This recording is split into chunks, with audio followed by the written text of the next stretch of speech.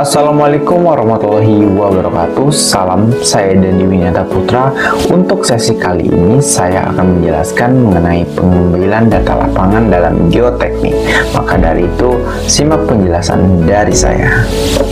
Perlu kita ketahui, dalam geoteknik kita akan sekaligus melakukan pengambilan data dan pengelompokan data nantinya.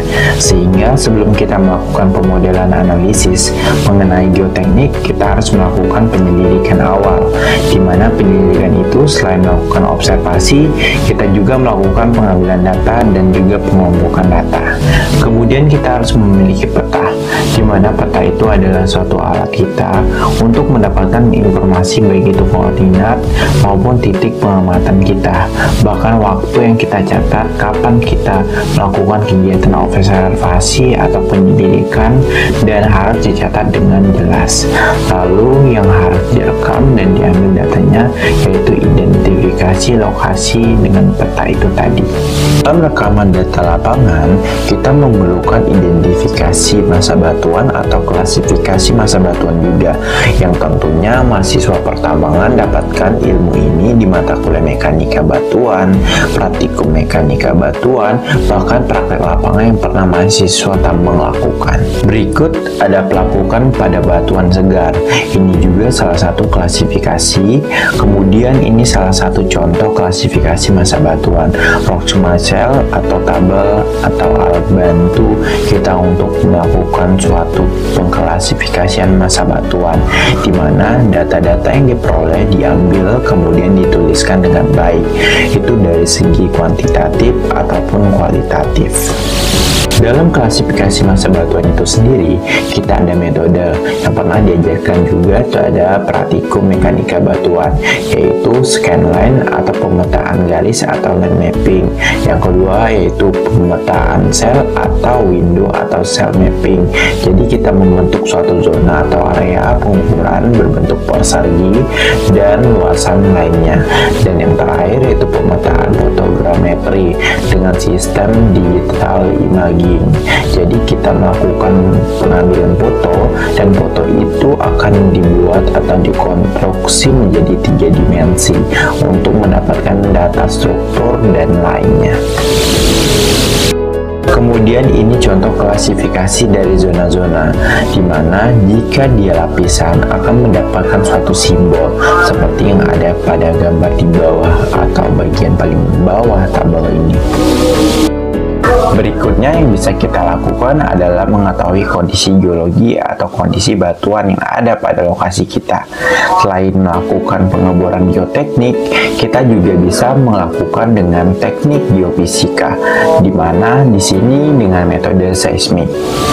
Geofisika sendiri adalah ilmu yang mempelajari sifat fisik dari bawah permukaan bumi berdasarkan ilmu geofisika atau ilmu fisika.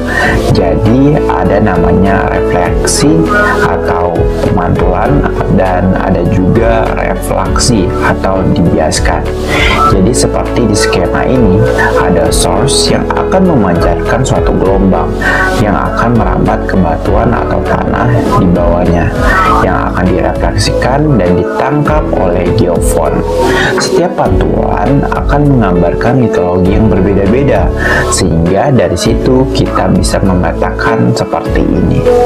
Di sini juga ada geomagnet, hampir sama dengan teknik gelombang tadi, tapi di sini menggunakan gelombang yang bersifat magnetik.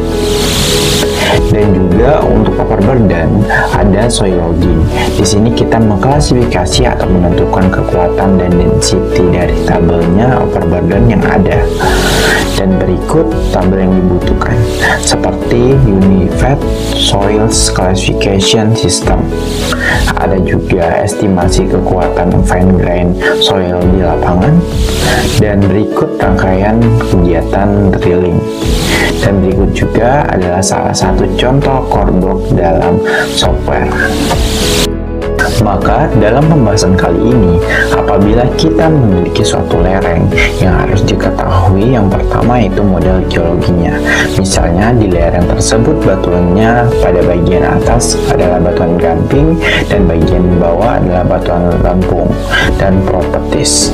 Sehingga pada batuan itu harus menerapkan nilai atau masukkan data kuat tekan, kemudian ada kohesinya, ada sudut gesek dalamnya, dan lain sebagainya. Kemudian yang kedua yaitu model strukturnya.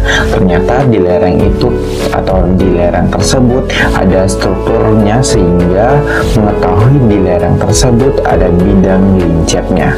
Yang terakhir yaitu model hidrologi atau model hidrogeologi.